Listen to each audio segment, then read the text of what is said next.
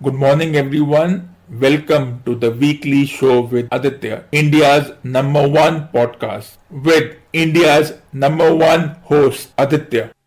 Coming to you live every Monday, Wednesday, and Friday. In association with Dusra.net, the number one website in sports, education, and entertainment.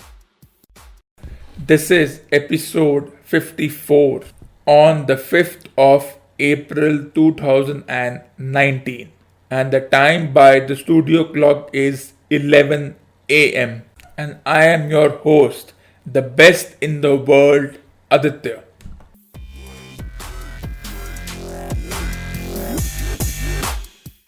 Binge watching happens when individuals watch entire series of TV shows without any break, like a marathon. How does one do it is perplexing to me because it takes away the element of mystery of watching a TV show. Of course, it is not good on the eyes and your body, but that is so obvious that one doesn't need to talk about such after effects. It is a personal choice for an individual to watch one episode of a TV show and have a couple of days gap, or watch 6-7 episodes in a row to keep the momentum going. This has been construed as a modern day thing. Well, we don't know if people watched episodes and seasons in such a marathonic way 30 or 40 years ago, because this term was not even existent in those times.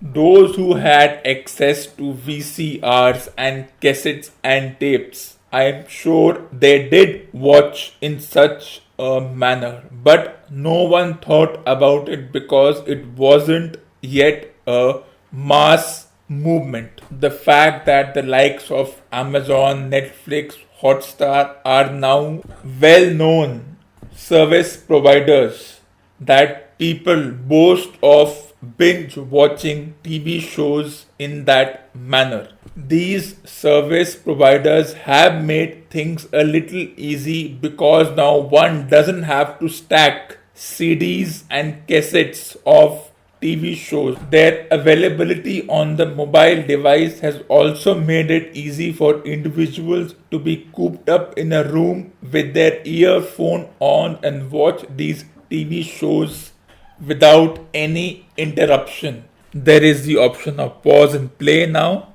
binge watch, and then add to the fact that people also consume colas and chips along with it, makes it even more of a headache for doctors who prescribe that such practices are bad for your health and we may suffer from diabetes and hypertension and all those diseases that have cropped up. The term binge watch may be contemporary, but its actions have been there for decades, ever since television came into our lives.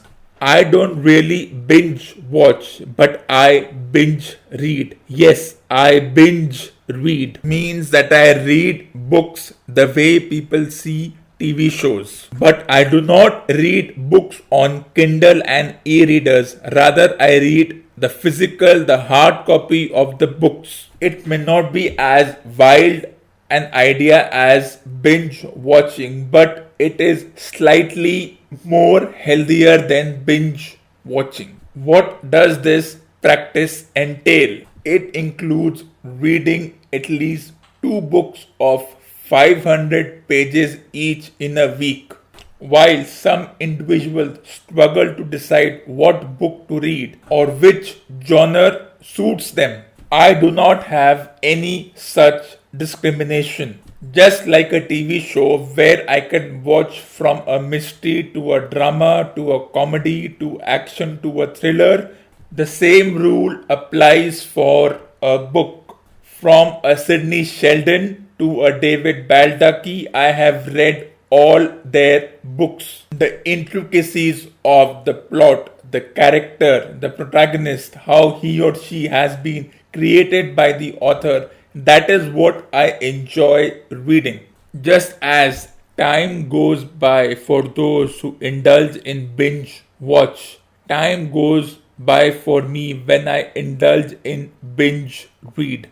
In my treasure trove, I have read at least one book 4 times.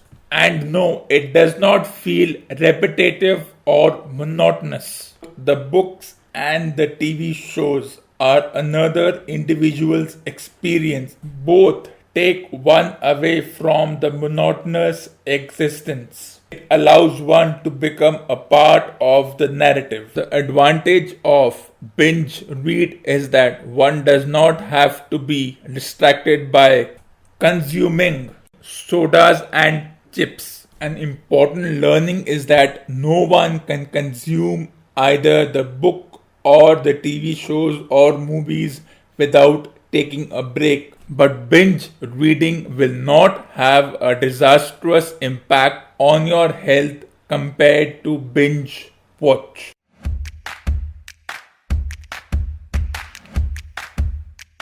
The T20 domestic tournament in the first 2 weeks has ebbed and flowed. Whether this tournament qualifies as an audition for some players to mark their spots as the World Cup is around the corner is still open for debate. The pros for this tournament with respect to the World Cup would include that there is a tug of war for a few spots to be filled, especially where the Indian team is concerned.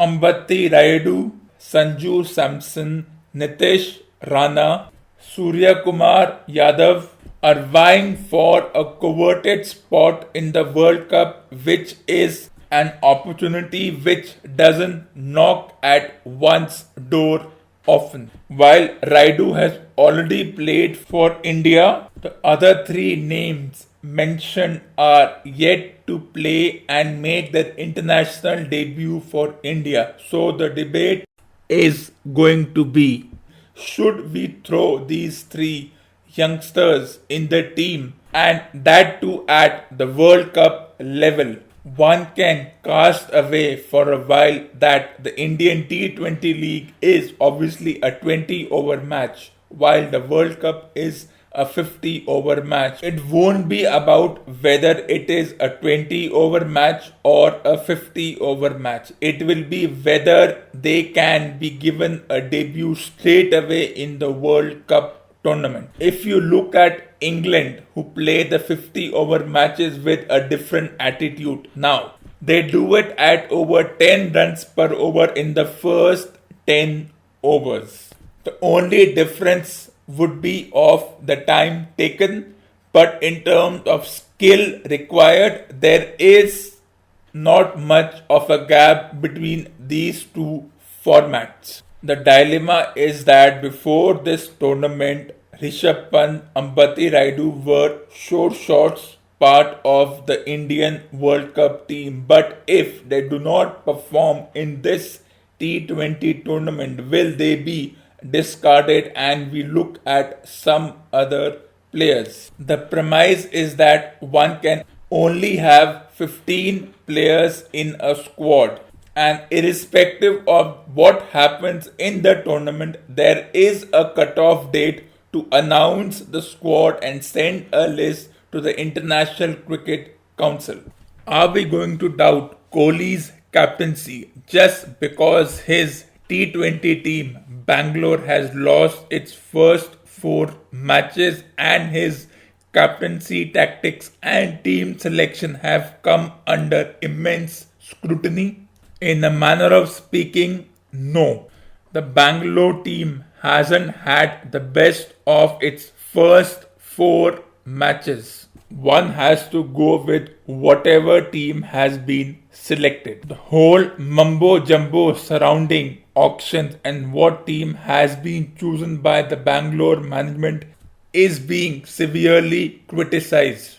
And words like team balance are now being throne. What one can do is that keep the likes of Surya Kumar Yadav, Nitesh Rana, Sanju Samson as backups, that in case a player gets injured during the course of the World Cup tournament, and yes, injury is going to be a major part, these 5 or 6 individuals must be kept ready as standbys. They should be given specific instructions that you are our backup, and in case a player gets injured, you will be immediately flown to England. In fact, to avoid confusion, these individuals should be allowed to play domestic matches in England so that they can acclimatize to conditions and the time travel is reduced. That they immediately join the team in case of an injury or a personal pullout of a player. All kinds of exigent circumstances must be kept in hand when the selectors sit down to decide the team for the World Cup. The Delhi team has had some good matches, yet they have been disappointed when they have lost some close encounters. For this team, the youth versus experience debate has been lighted up. Though youth and experience are relative and not mutually exclusive, we all love to boast by using the term experience without understanding the intricacies. For once, the Delhi versus Hyderabad match ended on time. It finished in a time span of 3 hours and 20 minutes. A coach of a certain team complained about the numerous substitutions executed. One team's complaint is another team's strategy. The concept of substitution in cricket has been ambiguous. We used to have a runner for the batsman who was injured, and now we do not. And what is the reason for it is still a riddle. You can read more about my views and opinions on the substitutions in cricket on my website, thedusra.net. That is thedusra.net under the heading Sports.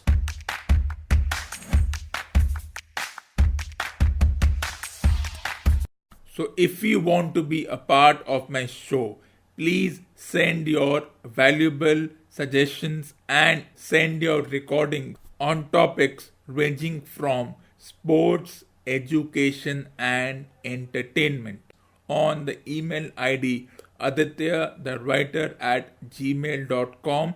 That is adityathewriter at gmail.com. Thank you for listening to this episode. Please like and subscribe to my Facebook page and YouTube channel, and stay tuned for the next episode.